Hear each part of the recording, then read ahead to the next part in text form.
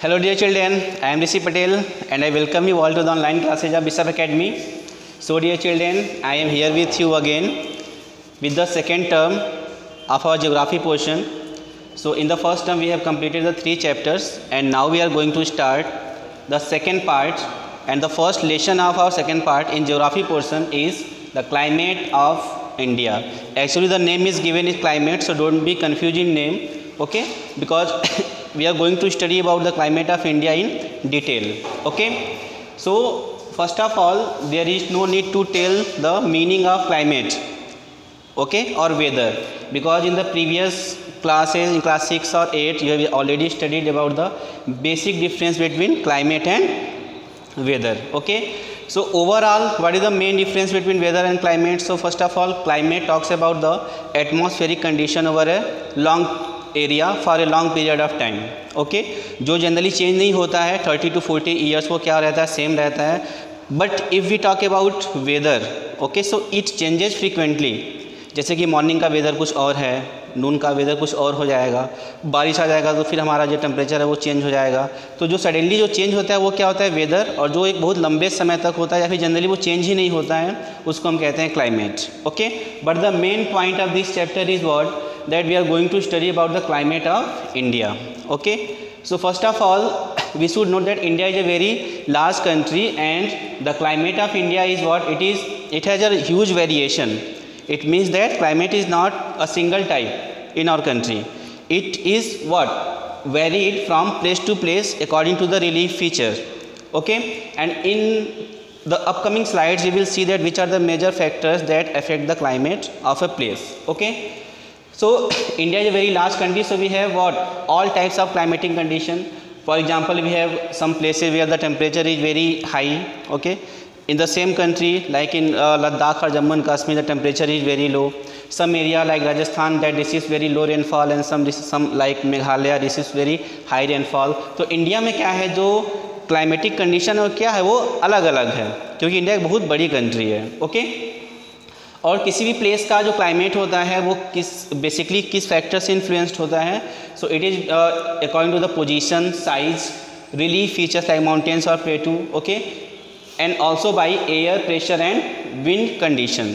तो next slide में हम देखने वाले हैं इसका इफेक्ट क्या पड़ता है. So first of all factors affecting climate of India. तो इंडिया के क्लाइमेट को कौन कौन से फैक्टर क्या होते हैं वो अफेक्ट करते हैं.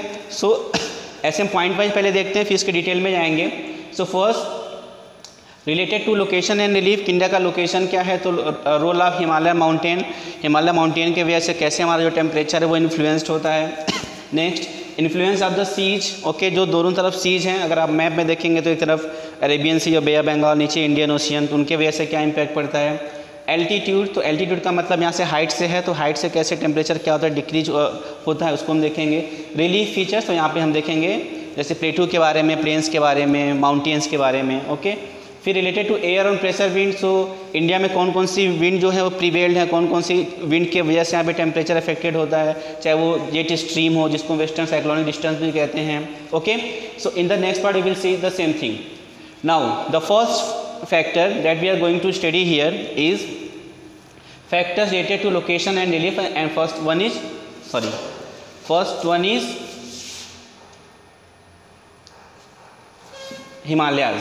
Yes, the Himalayan mountain. तब यहाँ से फिगर से बहुत सारी चीज़ें क्लियर हो जा रही हैं. अब ये हमारा अपना लोकेशन है, ठीक है ना. अब इंडिया का जो ये पार्ट है, अगर इंडिया की बात देखें तो यहाँ पे हिमालय माउंटेन का लोकेशन है, नॉर्थ से पूरा ईस्ट तक, ठीक है. अब इससे हमारा इफेक्ट क्या पड़ता है, तो 2 फैक्टर से. पहला ये कि इधर पोलर एरिया है, ओके, और जो साइबेरियन विंड हैं वो क्या होती हैं, so they are coming from the polar area. Okay, and in the absence of Himalaya mountain, if Himalaya mountain is not there, so these cold wind enters in our country and make the temperature of our country very cool. Okay, बहुत ठंडा कर देती, और जब ठंडा कर देती तो यहाँ पे बारिश का जो चांस है, रेनफॉल का जो चांस है वो क्या होता है, बहुत ही कम हो जाता. तो एक समय में हमारे वहाँ क्या है, पूरा एग्रीकल्चरल लैंड है, पूरा पंजाब से लेके यहाँ तक वेस्ट बंगाल तक, ठीक है. तो यहाँ अगर ये हिमालय माउंटेन नहीं होता तो यहाँ पे भी डेजर्ट होता, कोल्ड डेजर्ट. तो इस वजह से हिमालय माउंटेन क्या कर रहा है, हमारा जो क्लाइमेट है उसको इफ़ेक्ट कर रहा है। सेकेंड ये है कि जो मानसून विंड होती हैं जो जून जुलाई के मंथ में, ओके, अरेबियन सी और बंगाल के ब्रांच से क्या होती हैं, वो मेन लैंड की तरफ आती हैं, और जब ये यहाँ पे आती हैं माउंटेन के पास, तो ये उनको क्या करता है, वो एज ए बैरियर उनको रोकता है।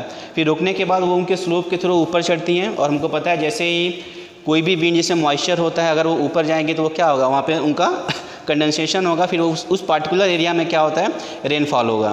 तो यही रीजन है कि जो हिमालयन रीजन है यहाँ पे क्या होता है, बारिश होती है, हैवी रेनफॉल इसी एरिया में आता है। यहाँ पे राजस्थान में देखेंगे तो रेनफॉल क्या है, बहुत ही कम है।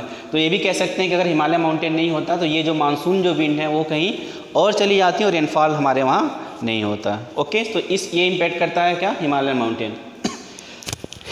Next is what, so next is the location. So location of any place from sea. Okay, अब डिस्टेंस पे यहाँ पे हम देखते हैं कि अब यहाँ पे इस मैप में देखते हैं कि जैसे शिमला, दिल्ली, मुंबई, चेन्नई, कोलकाता, तो यहाँ पे एक्चुअली क्या है, डिस्टेंस फ्रॉम द सी। पहला था हिमालयन माउंटेन और दूसरा क्या है, distance from the sea. Okay, so अब यहाँ से मैप से आपको यहाँ पे ये जानना है कि वो प्लेस जो कोस्टल एरिया पे होते हैं या कोस्टल एरिया के पास होते हैं, so they have equable type of climate, equable और मॉडरेट, ना तो वहाँ पे ठंडी ज़्यादा पड़ती है ना तो ज़्यादा गर्मी। रीजन हम बहुत लेंदी नहीं बताएंगे, सिंपल सा है कि समर सीजन में क्या होता है, समर सीजन में लैंड जल्दी से क्या हो जाता है, गर्म हो जाता है, उसके कंपेरिजन में वाटर क्या है, वो ठंडी है, तो ठंडी हवाएँ आएंगी, वहाँ पर टेम्परेचर को मॉडरेट कर देंगी। लेकिन जो इंटीरियर पार्ट में होते हैं वहाँ पर समर बहुत एक्सट्रीम होता है और विंटर भी बहुत ज़्यादा एक्सट्रीम होता है, बहुत ज़्यादा होता है। ठीक है, तो यहाँ पे हमको ये समझना है that those places that lie in the coastal area have equable climate और moderate type of climate. So dear children, we have some other factors, okay, and we will see these factors in the next video, okay, next class. Thank you.